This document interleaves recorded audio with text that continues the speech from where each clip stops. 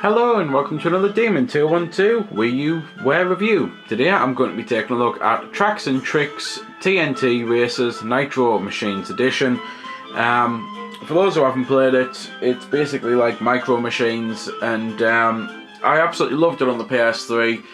And when I found out that the Wii U version was going to have a load of exclusive stuff, I thought, well, I'm going to have to get it again because I did have a really good time with it. And to be fair, I'm glad I've got it. The exclusive stuff isn't plentiful, it's not huge, but it is still nice to have for someone who plays as much as I have done with my mates.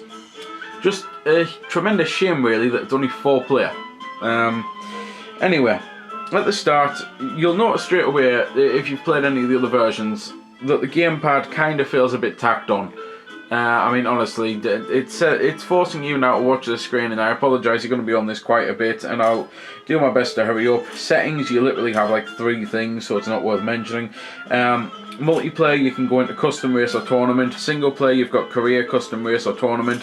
Career, you've got like loads of different challenges you can do, which just range from the insane to the mundane, really. So I'm just going to choose a custom race for now. Tournament wise, it is just the usual thing of, you know, whoever wins the most races gets the most points, the win. Custom race is just like a quick way to do just a single race or anything, and it's the exact same for multiplayer as well. The challenges are the bulk of the game, and they're where pretty much a load of the new content is as well, because you get a load of new unreleased challenges. You also get some unreleased cars and unreleased tracks, but they're not all that great in numbers. It's cool driving around in a turtle, for instance, things like that. The actual cars themselves are good, as is the tracks that they've added. To be fair, I see a track, so I think it might only be 1 track, because I think the total number of tracks on the PS3 version was 12, and I believe I've counted 13 on this one. So it really isn't a load of extra. So if you barely play any other version that you've already got, then it mightn't be worth doing. If you played a lot though, then just treat it as a very expensive DLC pack. That's probably the best way to go about it. Gameplay wise though, as I say, it's essentially like Micro Machines in how they actually do the multiplayer of it. You get 4 people on, even though the trailer makes it look as if this version was going to add 8 people, and it would have been nice to have 8-player races online, 4-player local, or to be fair, 5-player local. Seeing as I actually take the Wii U round to my friends a lot to play with him and his fiancée, and because the 4 of us have such a tremendous time on this, having a 5th player would have just made my deal with this. It really would have, because then we could have started to include her into this game, and basically all of us would have played at the same time instead of one person constantly being excluded. We still might wangle it in because it's that much fun, just have it as the whoever comes dead last sits a race out or something, you know. But anyway, that's just my own personal gripe. It is still a fantastic 4-player game, and the amount of content you're getting, if you've never bought any version of it before, is tremendous. There's 5 different sets of challenges. There's, as I say, I believe I've counted 13 tracks, and then there's also 13 reverse mirror tracks. There's loads of different cars in the game, including a few, like I've already mentioned, the new one with the turtle, but my favourite are some of them that were actually the original DLC packs. Things like the, one that looks very much like a space rocket, and one that is actually a UFO. And they are my 2 favourite cars, I think, that I've ever played as, and I'm pretty sure one of them is definitely DLC, the other one might have been. Playing the game is basically how you unlock content. It's nothing special or anything like that. It's nothing stupidly difficult that you need to do. Thankfully, it is just a case of you play a few races, you get something new, like a new car or a new track. You play a few more races, you do the same again. You can play different modes as well, because that mode I was on there is like the standard Micro Machines, and in all honesty, I think it's the only way to really play the game. You can play score mode, you can play laps, and you can play timer. I'll put score mode on now. You can also play with the mechanics of the game as well. You can make it like super fast, or you can make it super drifty, but normal is pretty much, again, the only way that I actually prefer to play the game. You can also have a choice of loads of different colours from the start for your cars. So last time I was in the purple one, this time I'm in the orange one.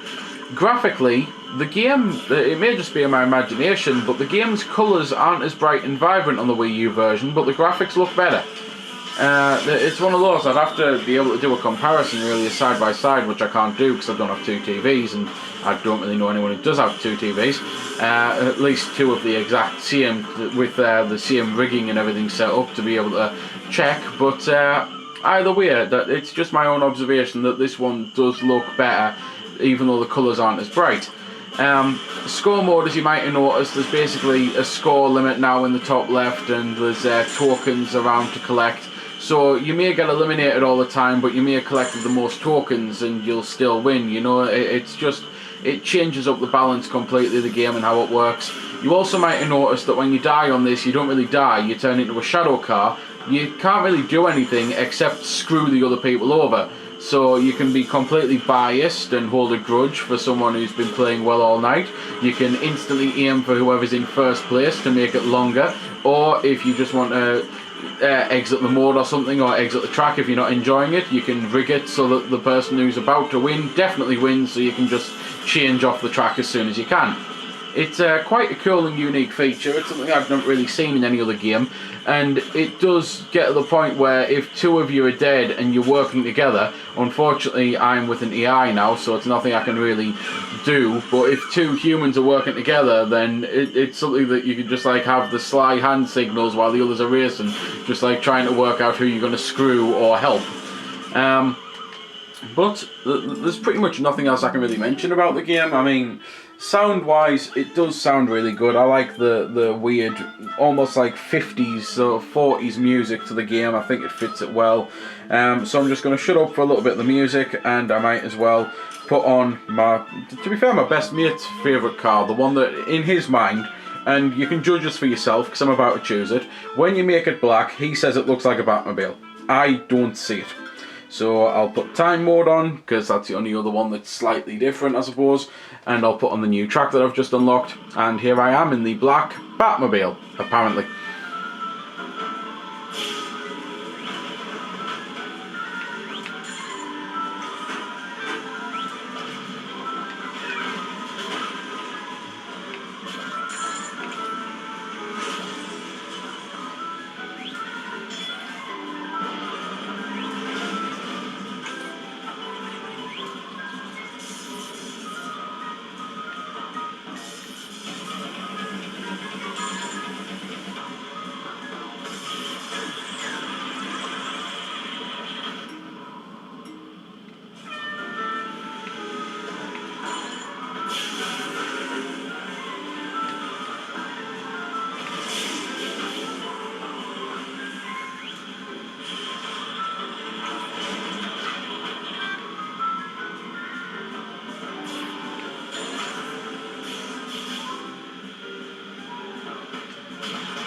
So that was a little bit of the music.